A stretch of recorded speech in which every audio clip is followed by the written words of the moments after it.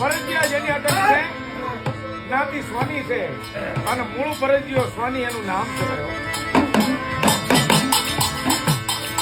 પોતાના ઘરેથી સોનબાઈ પોતાના ધર્મપત્ની એક દીકરી ને એક દીકરો છે. બે માણસ રાતના હુદા છે અને મૂળ પરજીયા સોની વિચાર કરે છે કે ઓહો અનેક ધંધા કર્યા પણ કોઈ ધંધાની માલમાં બરકત મળતી નહીં. પોતાની કુળદેવ મોમાઈને કેવા મળે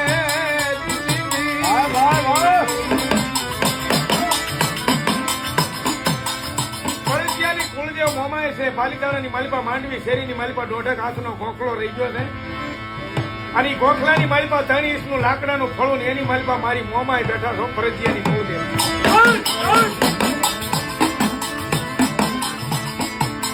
રાતના સમયે ગરીબાઈ આટો લઈ ગઈ છે લેવા નમી ગયા છે. બે માણસ જાગે છે છોકરાને અને મારી મોમાઈને કીધું માં અનેક ધંધા કર્યા પણ કોઈ ધંધામાં બરકત મળતી નથી. હવળું નાખવું ત્યાં હવળું પડવું છે એના બદલે હવળું નાખવું ત્યાં હવળું પડવું. પણ હવે એવો વિચાર છે મારે ઘોડાનો વેપાર કરવો છે. માં મજરી રાતના સમયે મારી મોમાએ ના પાડી મારા પરજીયા રહેવા દે હું મોમા એમાં સારું નથી ભાળતી હો. માતાજીનું કીધું માનો નહીં કે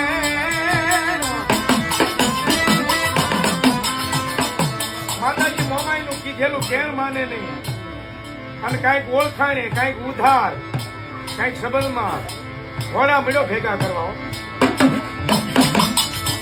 ઘોડા ભેગા કરી અને મોટો જબરદસ્ત સોદાગર બન્યો.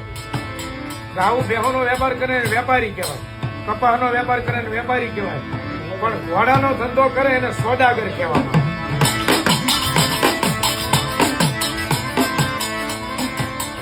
મોટો જબરદસ્ત સોદાગર બન્યો. ઘોડા ભેગા કરી અને પોતાની પત્ની પોતાને એક દીકરો એક દીકરી એને પાલિતાણાની માલિપા મૂકી અને પરદેશમાં વેસવા માટે ના આવ્યો. પરદેશ એને કહેવાય. અત્યારે વિદેશ જાય એને પરદેશ કહેવાય પણ પેલા હાલી જવાતું એટલે અહીંથી જુનાગઢ જાય તો પરદેશ કહેવાય, અહીંથી સુરત જાય તો પરદેશ કહેવાય. હાલી જવાતું એટલે એને પરદેશ કહેવાય. વિદેશ અત્યારે જાય એને પરદેશ કહેવાય. પછી ઘોડા લઈ વેસવાઈ પરદેશમાં ઘોડા લઈ અને પરદેશમાં વેસવા માટે જાય. મહિનો 2 મહિના 4 મહિના 6 મહિના અહીંયા પોતાની પત્ની સોનબાઈ એકલા નાના નાના દીકરી દીકરો છે. પોતાના ઘરમાં ખાવા ખવારી જાહેર નથી. પોતાનો પરિણો પતિ ગયો છે પરદેશ.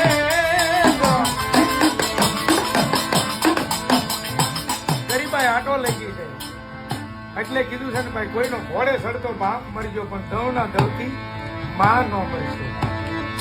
આવી ગરીબાઈ પોતાનો પતિ તો વયો ગયો છે ઘોડા લઈને વેચવા માટે. અહીંયા સોનબાઈ ઘરમાં 1 ટકનું અનાજ નથી અને 12 મહિના ગયા. આખો મહિનાની નવલી નવરાત્રી આવી એટલે માંડવી શેરીની માલપા આવી દિવાલ ને દિવાલમાં 1.5 ફૂટનો ગોખલો એની માલપા 3 ઇંચનું લાકડાનું ફળું મારી મોમાઈનું હતું ને એની આગળ સેવા કરે. 1 દી 2 દી 3 દી 4 દી 5 દી 8મનો દિવસ આવ્યો નોરતાનો અને આંખમાંથી આહું પડી ગયા. સોનબાઈ ને ગઈ મોમાઈ અમારી પરજીયાની કુળદેવ મારો પરિણો પતિ ઘેરે નથી, મારા બાળ બચ્ચા નાના છે, વરહદીનું વાણા વિદ્યા છે પણ મોમાઈ મારા ઘેરે કાંઈ નથી. અને ગોખલાની મારી પાસે અવાજ આવ્યો સોનબાઈ હું તને મોમાઈ કહું છું કોઈને કહેતી નહીં તો ન કહો માં.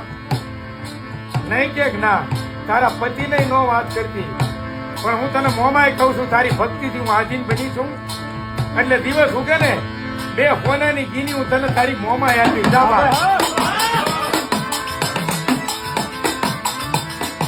પણ કોઈને કહેતી નહીં મારી દીકરી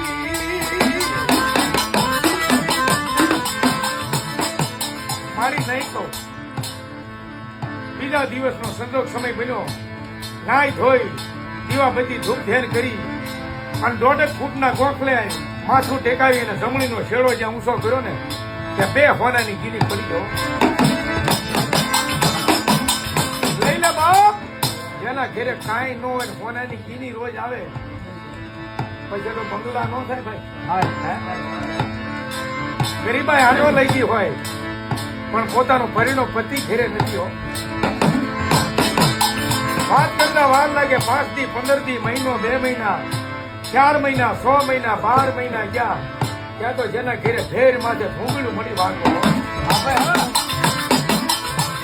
આંગણાની માલમાં રીધી સીધી અને અષ્ટનવ નિધિ આળોટવા મળી પણ પોતાનો પતિ ઘેરે નથી. 2 વર્ષનો સમય ગયો મૂળ પરસ્યા સોનીને થયું. 2 વર્ષ પૂરા થયા એની ત્યાં 2 હાલત થઈ ગઈ પરદેહમાં. કાંઈક ઘોડા લૂંટાઈ ગયા, કાંઈક ખવાઈ ગયું, કાંઈક માલ મરી ગયો. 2 હાલત થઈ. એને એમ થયું લાય હવે પાછો મારા મલકમાં વહી જાઓ. ફરતા ફરતા ફરતા ફરતા અહીં પાલીતાણાની માલપા આવે માંડવી શેરીમાં ચડે ને ત્યાં પોતાનું મકાન ભૂલી જાય. કોઈને પૂછે ભાઈ એ મૂળ પરિચયા સોનીનું ઘર હતું કે આ સામે ઓહો આવું ઘર મારા ઘેરે તો કાંઈ નહોતું. અને આ બધું શું છે પણ ડેલીમાં જ્યાં દાખલ થયો ને ત્યાં પોતાની પત્નીને ભાળી જાય, સોનબાઈને પોતાનો દીકરો દીકરી ભાળી જાય કે છે તો મારું ઘર પણ આ બધું મેળ્યું ક્યાંથી? મારા ઘેરે તો દેવાય ને મેલા હતા. હવે ગરીબા હતી, પહેરવાનું લુગડું હકું નહોતું ને આ હું પણ ધણી છે ને એના આત્માની મારી પાસે શંકા થયો. 2 વર્ષ હું બહાર ગયો ત્યાં મારા ઘરેથી કાંઈ હેણું કમાણા છે, કાંઈ કાળું કામ કર્યું છે? ધણીનો કોઈ ધણી નહીં.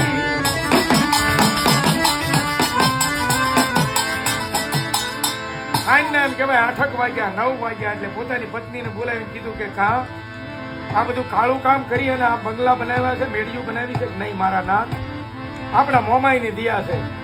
પણ માને શંકા. બાઈને માર મારે તોય બાઈ એમ કે કારણ કે માતાજી મોમાઈ ના પાડી કોઈને કહેતી નહીં. બાઈને મોજડીના માર મારે, હંતરના માર મારે. એક દી બાઈથી સહન થયું, બીજે દી સહન ન થયું એટલે કીધું કે હે મારા નાથ, તમે જે વિચારો એ નથી. આપણી કુળદેવ મોમાઈ છે ને એ મને ફોનાની 2 ગીની આપે છે. આ બધું એમાંથી હવે ના ના ખોટી વાત હોય. આજ આખી રાત તને ઓરડામાં પૂરી દઉં અને સવારમાં પાછો માંડવી શેરીમાં લઈ જાવ અને જો ફોનાની ગીની આપે મને ખબર પડે કે આપણી મોમાઈ ગીની આપે, નકર ખોટી વાત છે. અહીંયા મધરી રાજા બલી